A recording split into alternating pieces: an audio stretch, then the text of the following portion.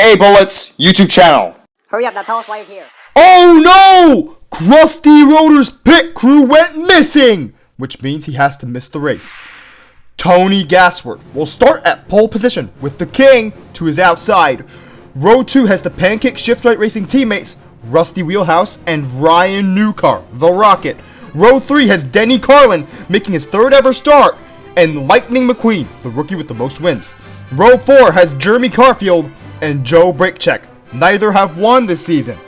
Row 5 has Elliot Draftler and Bobby Cabani, who were better last season.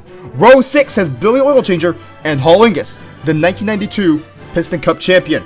Row 7 has the rivals, the Mean Green Cartinsville and Kyle Busch-Tire, the rookie. Row 8 has two champions, Jeff Corvette and Chuck Armstrong, who won in 2000. Row 9 has Eugene Kobareski and Carl Edwards, who won the fourth race of this season. Row 10 has Ernie Gearson and Dale Earnhardt Jr. looking for his next win. Row 11 has Jeff Burton, who jumps a lot, and Greg People, who leads a lot of laps. Row 12 has Kurt Busch-Tire and Ken Schrader, hoping not to get wrecked by Eugene Kobareski. Row 13 has Matt Karzith and Morey Clutchburn, the 1989 Piston Cup champion. Row 14 has Winford Bradford Rutherford and Dale Carrett, two-time Florida 500 winner. Row 15 has two Kevins, Carvick and Shiftright. Now into the next row. Row 16 has Misty Motocross, who Claude Scruggs constantly talks about, and Todd Marcus. Row 17 has Casey Corner and Sage Vanderspin, a rookie that's won a race. Row 18 has Mark Carton and James Cleanair, who's won 5 times. Row 19 has Ryan Thunderbolt Jr. and Brick Hicks, making his second start this season. Row 20 has Michael Cartrip, who's won a total of 4 times, and Johnny Blamer, who's won once. Row 21 has Rusty Cornfield and Clint Speed, who has not qualified yet this season until now, and starting in 43rd is Buck Schooner. Now, these 6 cars, among many others, failed to qualify for this race. Now onto the race itself. Tony Gasworth would lead the first 46 laps of the race before he'd lose the lead to the King. The King would lead for only 2 laps before he'd lose the lead to Michael Cartrip. Michael Cartrip would lead until lap 53 before he'd lose the lead to Tony Gasworth, who retakes it. He leads until lap 86, where he'd lose the lead to Matt Karzith. Matt Karzith would lead all the way until lap 105, where Tony Gasworth would retake the lead.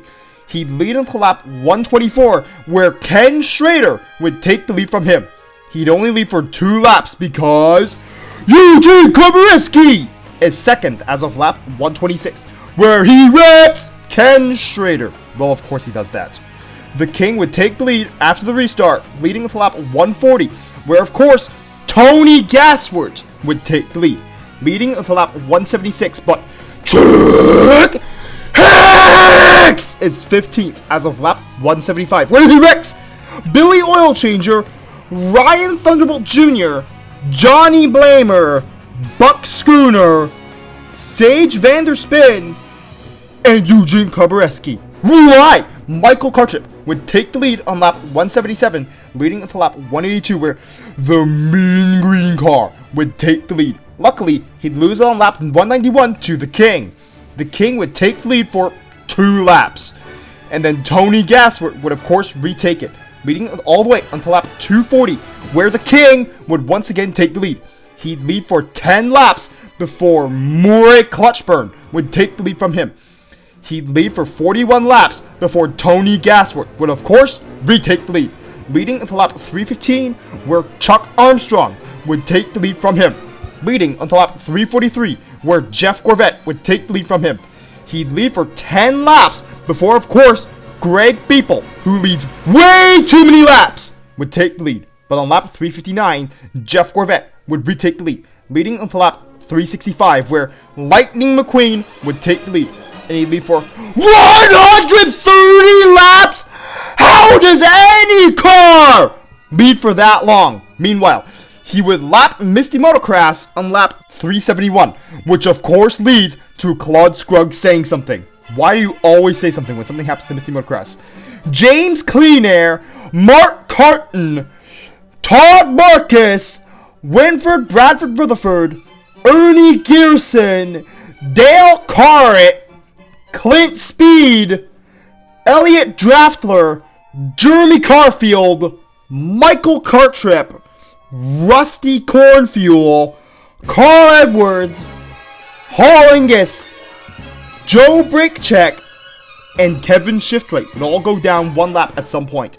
Mark Carton, Clint Speed, and Todd Marcus would go down 2 laps, and Mark Carton would go down a 3rd lap on lap 438. Now onto the commentary on lap 495. Lightning McQueen is a huge lead. Could he win off fuel, Daryl? I don't think so. He's running low, but he has a huge lead. Going to pit shouldn't take him out of the lead. Then, Lightning McQueen comes to the pits and, oh no! His pit crew took too long! Which allows Jeff Gorvette to take the lead. He'd lead for 2 laps, but then, why does the mean green car bump him out of the way to take the lead? Which allows him to take the checkered flag. And that means he's the winner of the 2005 Cartinsville 500. Lightning McQueen fires Bill Racelot as his crew chief after the race. And here is the top 10 in points, with Lightning McQueen coming 3rd and Denny Carlin getting his first top 10. And here is the top 20 in points, with the mean green car strengthening his lead.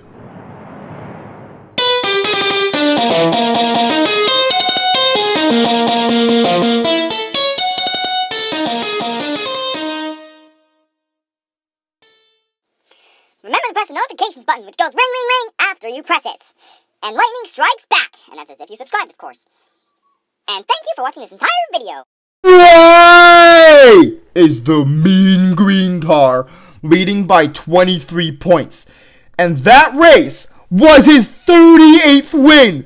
Why does he have 38 wins? But anyways, the 31st race of 2005 will be coming out soon enough.